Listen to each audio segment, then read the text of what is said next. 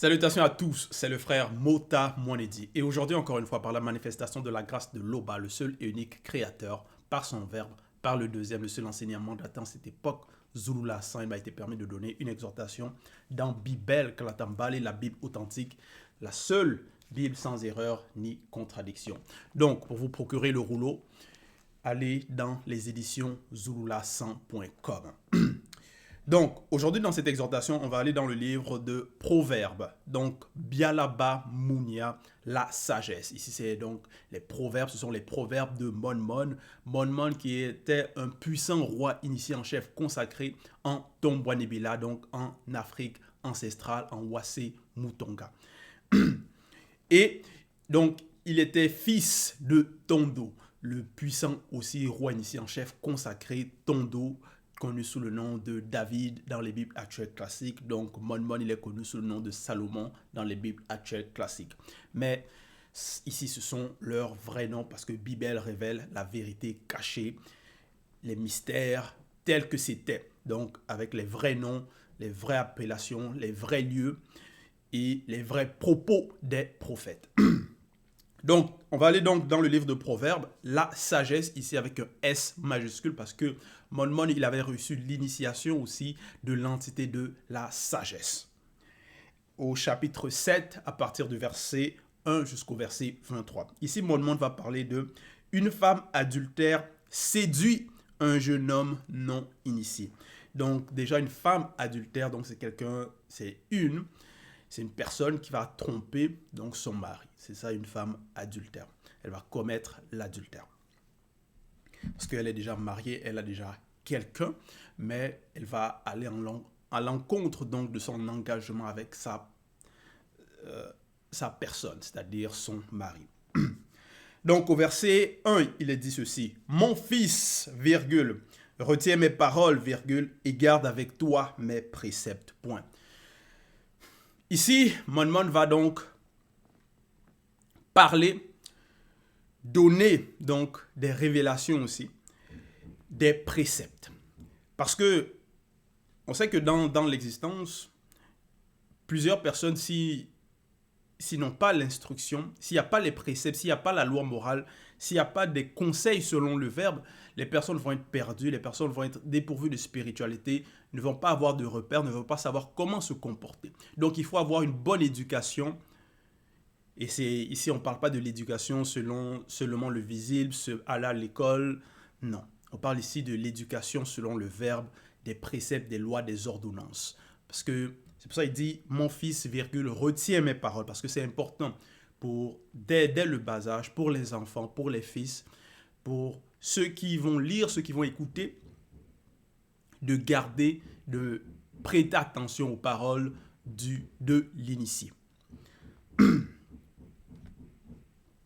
Donc il dit, mon fils, virgule, retiens mes paroles, virgule, et garde avec toi mes préceptes. Point. Donc il faut garder cela.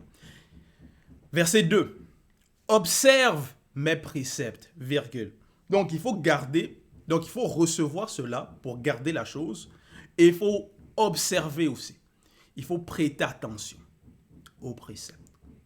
Donc constamment méditer sur les préceptes, sur ce qu'on a gardé, sur ce qu'on a emmagasiné. Observe mes préceptes, virgule, et tu vivras, point virgule. Garde mes enseignements comme la prunelle de tes yeux, point. Donc il dit, observe mes préceptes, virgule, et tu vivras, point virgule. Donc ça c'est une promesse. Il affirme quelque chose parce que lui, il connaît ces choses, il est dans la confiance. Ce ne sont pas des promesses faites en l'air, non. Ce sont des promesses selon le verbe, ce sont des conseils selon le verbe.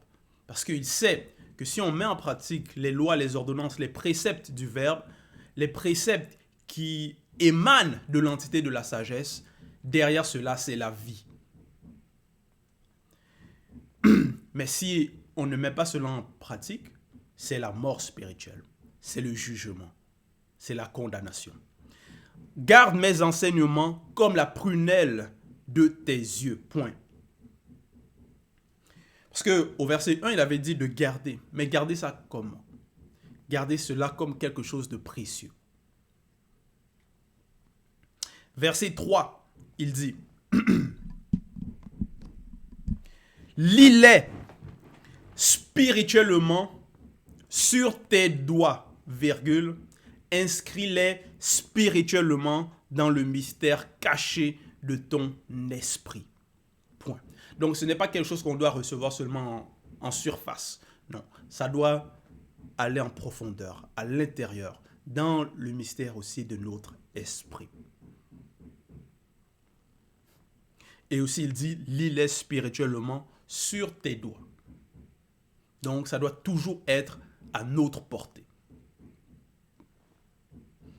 Donc pour savoir, pour pouvoir déployer cela, c'est-à-dire méditer sur cela, avoir cela à notre portée.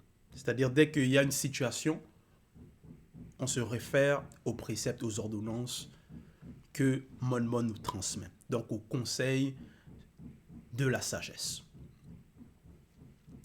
Et selon la sagesse. Verset 4. Dis à la sagesse, 2 points. Tu es mon allié et appelle l'intelligence ton intime. Virgule. Oui. Il faut qu'on aime la sagesse. Si la sagesse est notre allié, donc c'est la sagesse, ça doit être donc notre force. Notre force. Notre. Donc quand on dit ici un allié, ça, c'est quelqu'un qui nous vient en aide, c'est quelqu'un qui est avec nous, c'est quelqu'un, donc quand on est dans les difficultés, on fait appel à lui. Et appelle l'intelligence ton intime, virgule. Donc dans notre intimité, on doit être avec l'intelligence, on doit avoir cette intelligence.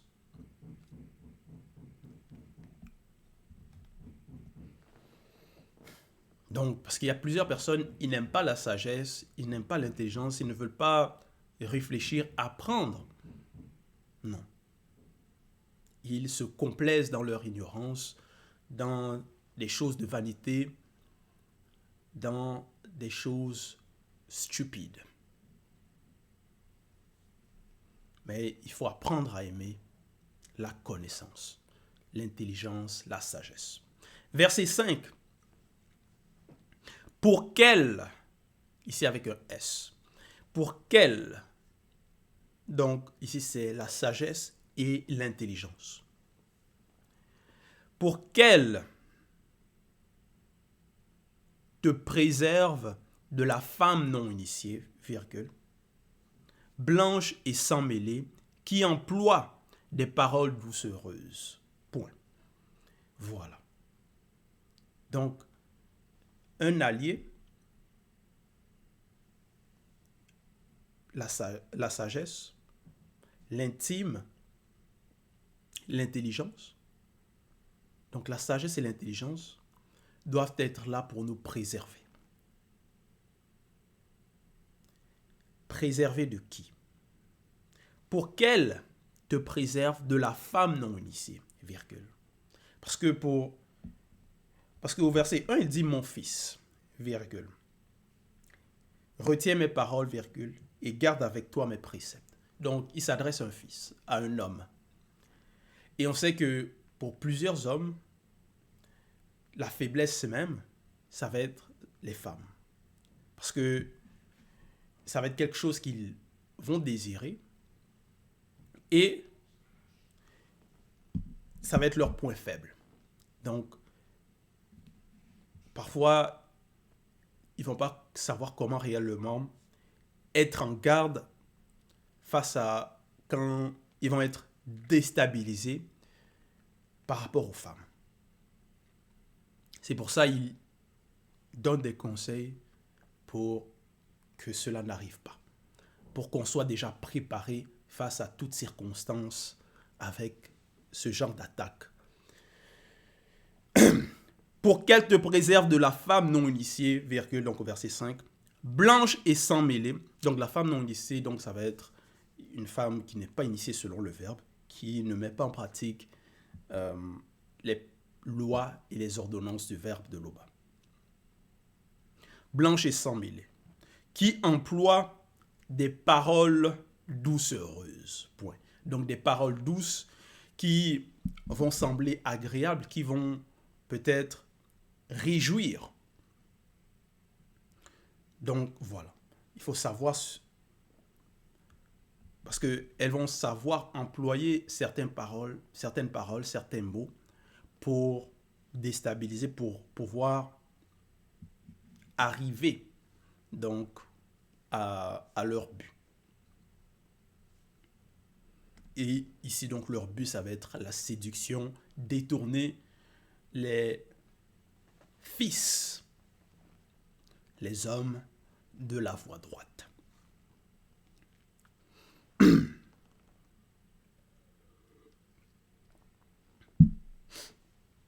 Verset 6, il dit ceci. J'étais à la fenêtre de l'une de mes demeures somptueuses, non connues des non-initiés, virgule, des blancs et des sans mêlés, virgule, et je regardais au dehors. Point. Donc ici, il me demande parce que lui, en tant que roi, il avait plusieurs demeures. Et ici, c'est pas n'importe quelle demeure. J'étais à la fenêtre de l'une de mes demeures somptueuses, non connues. Donc c'était quelque chose qui était que c'est pas tout le monde qui savait. Non connu, des non-initiés, virgule, des blancs et des sans mêlés. Et je regardais au dehors, donc il observait. Verset 7. J'aperçus parmi les non-initiés inexpérimentés, virgule. Voilà. Donc là, c'était quelqu'un. Bon, les non-initiés, c'était des personnes parmi les non-initiés inexpérimentés. C'était des personnes qui n'avaient pas l'expérience.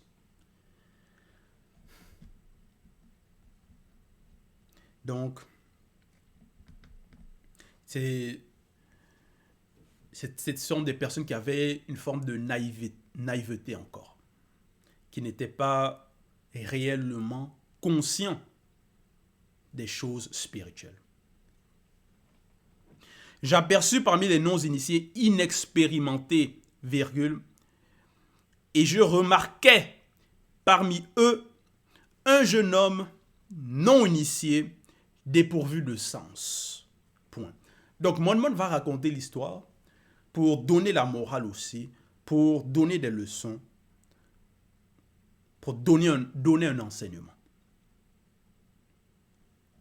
Et donc, parce que quand on observe, il faut analyser bien comme il faut. J'aperçus parmi les non-initiés inexpérimentés, virgule, et je remarquais parmi eux un jeune homme non initié, dépourvu de sens. Donc, qui était dans une situation précaire, dépourvu de sens. Donc, lui, ce non-initié, ce jeune homme non initié, dépourvu de sens, il n'avait pas la sagesse en tant qu'allié et l'intelligence. Il n'appelait pas l'intelligence son intime. C'est pour ça qu'il était dépourvu de sens. Aussi. Verset 8. Il passait dans la rue, virgule, près des manguiers,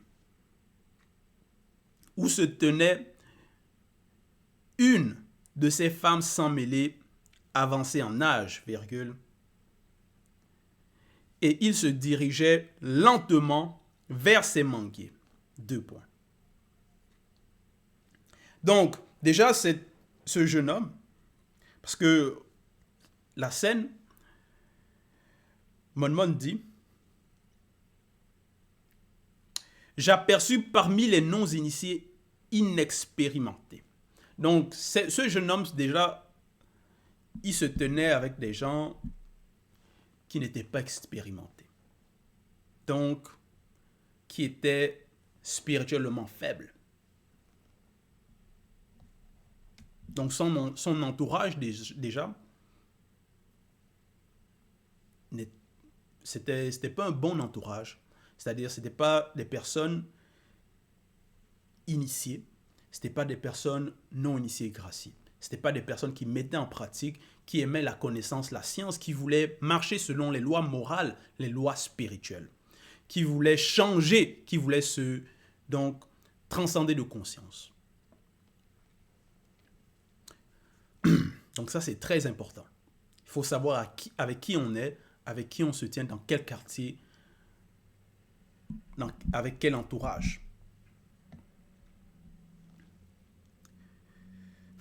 Et au verset 8, donc, il dit, « Il passait dans la rue, virgule, près des manguiers où se tenait une de ces femmes sans mêler, avancée en âge, virgule. Et il se dirigeait lentement vers ces manguiers. » Donc, il y avait une femme là-bas. Une femme.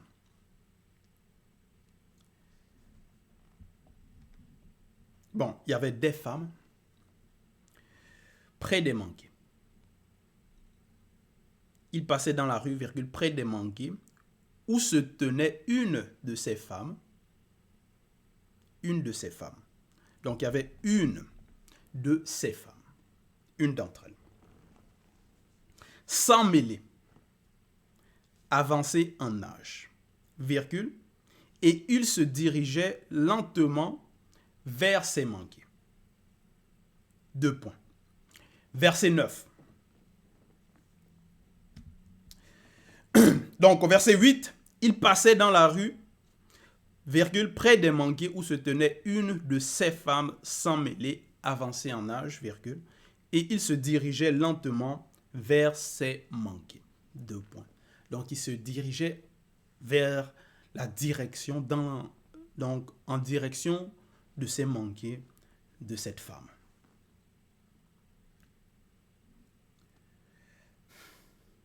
Verset 9. C'était pendant la soirée, virgule, au milieu de la nuit et de l'obscurité, à la pleine lune. Point. Donc, pendant la soirée, au milieu de la nuit. Donc, il faisait quoi là, dehors, au milieu de la nuit? Il cherchait quoi? Et il voit des manguiers, et il y avait donc une de ces femmes-là, et il va vers là-bas.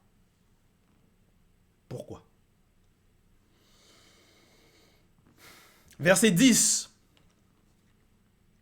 Voici que la femme sans mêler vient à sa rencontre, virgule, vêtue de vêtements provoquants et la ruse au cœur. Point. La ruse au cœur. Donc cette femme-là aussi l'a vu. Et elle vient, elle s'approche de lui. Et elle n'était pas habillée n'importe comment. Elle était vêtue de vêtements provoquants. Donc, des vêtements qui vont être là pour séduire, pour attirer. Et la ruse au cœur. Donc, ce n'est pas seulement les vêtements, c'est aussi à l'intérieur d'elle, elle avait la ruse. Donc, elle était rusée, elle cherchait à séduire. Verset 11. Elle était bouleversante, virgule. Déchaînée, sans aucune honte, virgule, elle était satisfaite. Point. Donc, voilà. Voilà son caractère, voilà comment elle était, sa moralité.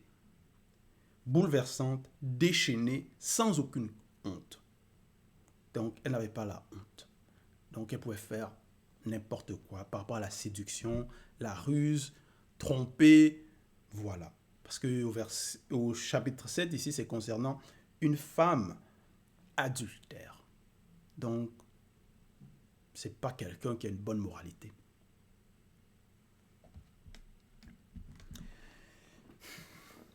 Verset 12. Donc, au verset 11, elle était bouleversante, virgule, déchaînée, sans aucune honte, virgule, elle était satisfaite. Point. Verset 12. Elle va dans la rue ou sur la place du marché, virgule, en recherchant l'aventure. Point.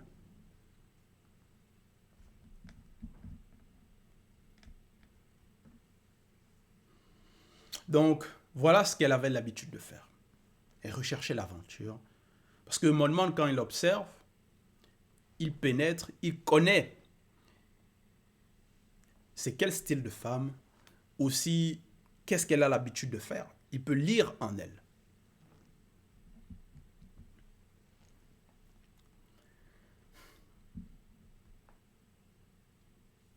Verset 13.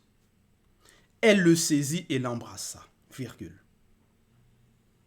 Et, le regardant droit dans les yeux, avec assurance, et le regardant droit dans les yeux avec assurance, et elle lui dit, deux points. Donc, elle aussi, la nuit, elle faisait quoi là-bas? C'est au milieu de l'obscurité.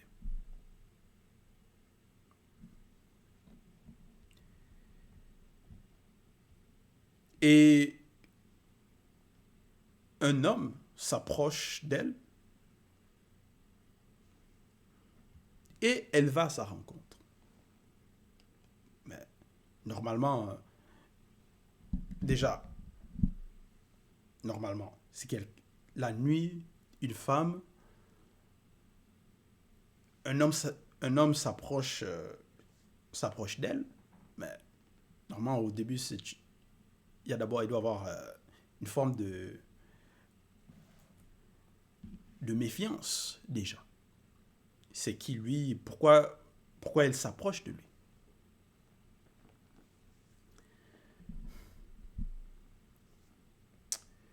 Et lui-même, il se met pas en garde.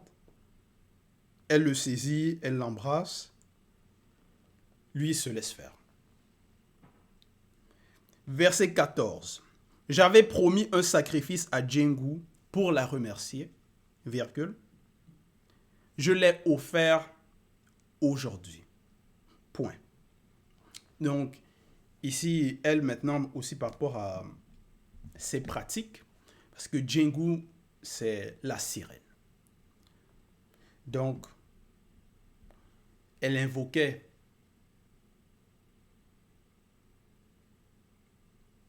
et pratiquait des choses abominables avec Djengu, donc la sirène. Donc, derrière, il y avait le monde occulte. Donc, c'est le monde occulte. Donc, elle travaillait avec le monde occulte. Parce qu'elle dit, j'avais promis un sacrifice à Djengu.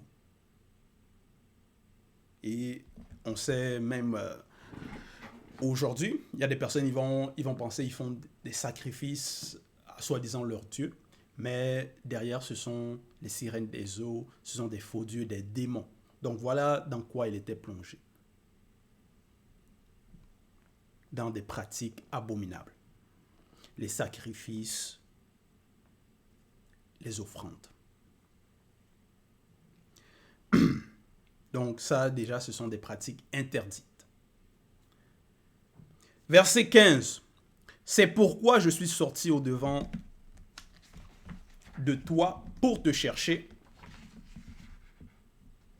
virgule, et je t'ai trouvé. Point. Donc, elle est sortie pour chercher une victime, pour séduire, détourner quelqu'un. Et ça va être lui, sa victime. Verset 16. J'ai orné mon lit de couverture, virgule, de tapis de fil de Djenné. Point virgule. Donc Djenné, ça va être le territoire connu sous le nom de l'Égypte. J'ai orné mon lit de couverture, virgule, de tapis de fil de Djenné. Point virgule. Verset 17. J'ai parfumé ma couche de parfum délicieux. Point. Donc elle a préparé le lieu de sa victime. Donc voilà, elle est en train de, avec ses propos, ses paroles, j'ai orné mon lit de couverture de tapis de fil de Djenné. Donc ça sont des paroles doucereuses, des mots. Quand il entend ça, donc il va penser la douceur, les fils de Djenné, donc le lit. Donc derrière déjà, il va avoir des images, il va commencer à s'imaginer des choses. Parce qu'elle laisse déjà, avec ses paroles, elle est déjà en train de l'attirer. J'ai parfumé ma couche de parfum délicieux. Donc maintenant, parce que là, il ne sent pas encore. Mais elle lui annonce, elle lui dit, j'ai parfumé. Donc ça va sentir bon aussi. Donc ça va être doux, il va avoir une bonne odeur. Donc tout ça, c'est pour le séduire. Donc elle, avec ses propos, met déjà l'ambiance. Verset 18. Viens, virgule, ayons des relations sexuelles non protégées jusqu'au matin, virgule. Jouissons ensemble du plaisir qu'elle procure. Donc voilà ce qu'elle dit.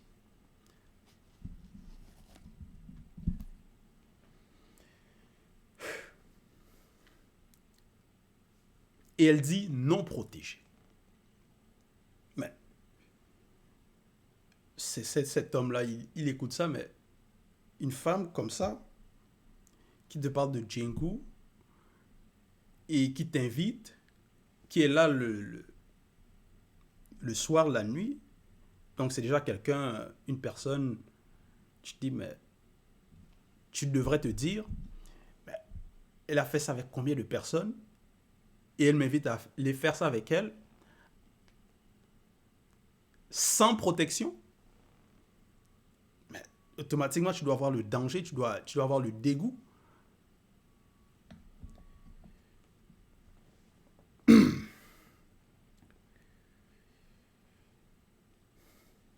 Mais est-ce que lui, ce jeune, il va voir le danger ou il va se focaliser sur les propos, sur l'attirance, sur le plaisir que ça va procurer? Verset 19. Car mon mari n'est pas à la maison, virgule. Il est parti pour un voyage lointain. Point virgule. Il est parti pour un voyage lointain. Point virgule. Donc, elle lui dit aussi qu'elle est mariée, mais son mari n'est pas là, il est parti, donc allons commettre l'adultère. Mais comment il écoute ça? En écoutant cela, il devrait même pas être là. Il ne devrait même pas écouter ce genre de paroles. Persister, continuer là, mais même à ce niveau, il devrait se retirer. Que non, mais elle est mariée en plus. En plus, elle est mariée.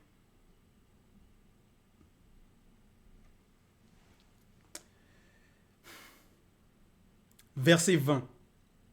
Il a pris avec lui le sac d'argent, virgule. Il ne reviendra à la maison qu'au 3e jour. Point. Donc voilà, elle essaie de lui rassurer que non, t'inquiète pas, il n'est pas là, il ne va pas revenir d'aussitôt. Donc voilà, on est libre de faire ce qu'on a envie. Verset 21. Elle le séduisit à force de paroles, virgule. Elle l'entraîna par ses lèvres attirantes. Point. Voilà. Donc, par ses lèvres, par ses propos, elle est en train de le séduire, de l'attirer. Et lui, en tant que jeune homme inexpérimenté, qui n'est pas allié avec la sagesse, avec l'intelligence, lui, il va être séduit, donc il va tomber dans le piège. Ça, c'est le danger. Ça, c'est un piège. Et Monmon, il dit cela, il raconte cela. Parce que ce sont des choses qui se passent dans le visible pour mettre en garde les jeunes hommes. Donc, il donne ces leçons pour mettre en garde les jeunes hommes. Tiens, ça se passe. Elles vont vous séduire, essayer de vous attirer par des propos, par leurs habillements, mais il faut néanmoins se maintenir dans la vérité, dans l'obéissance, avoir la sagesse en tant qu'allié, parce que c'est ça qui nous protège.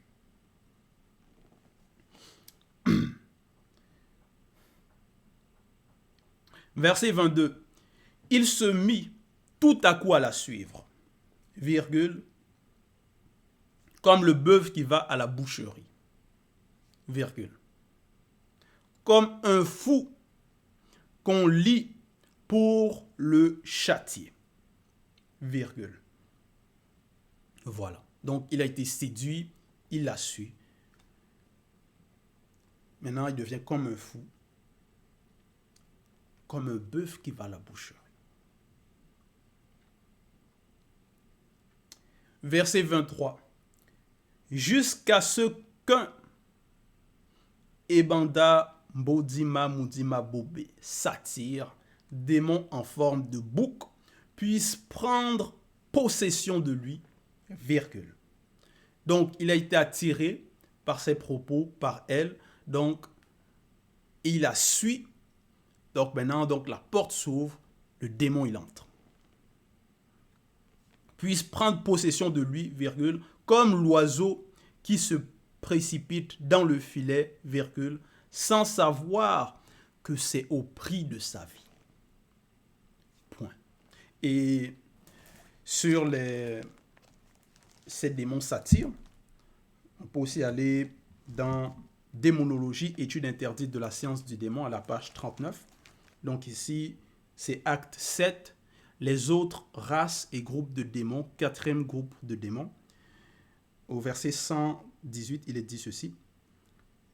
Parmi les races de démons, virgule, les Bébandam, Bodima, Moudima, Bobé, satyres font partie des démons les plus polluants, influents et les plus toxiques pour ceux du visible, les hommes et animaux. Verset 119. Avec leurs appétits sexuels démesurés, les satyres sont les démons qui autrefois, virgule, avaient possédé les habitants de Weya, Sodome et Sépè, Gomorrhe, point virgule. Ils sont eux aussi derrière l'homosexualité.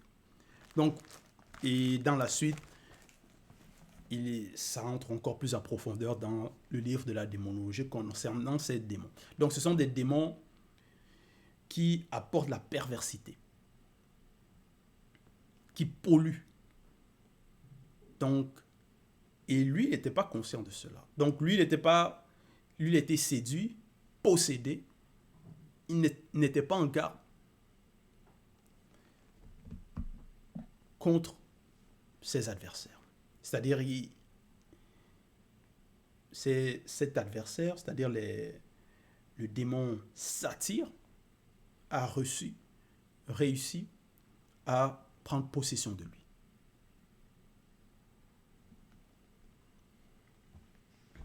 Donc, ça c'est, quand ça arrive à ce niveau, c'est très grave. Donc, Maimon, voilà sa mise en garde. Et donc, dans l'enseignement, c'est une leçon pour ne pas qu'on tombe dans le même piège, qu'on arrive jusque-là. Et comment?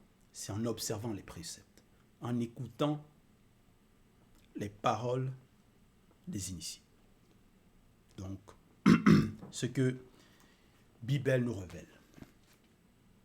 Parce que Bible met en garde, et même aussi le livre de la démonologie met en garde contre ces genres d'influence, d'attaque. Donc voilà, c'était le message, c'était l'exhortation. Toute gloire et tout honneur à l'Oba, le seul créateur unique, vrai et véritable.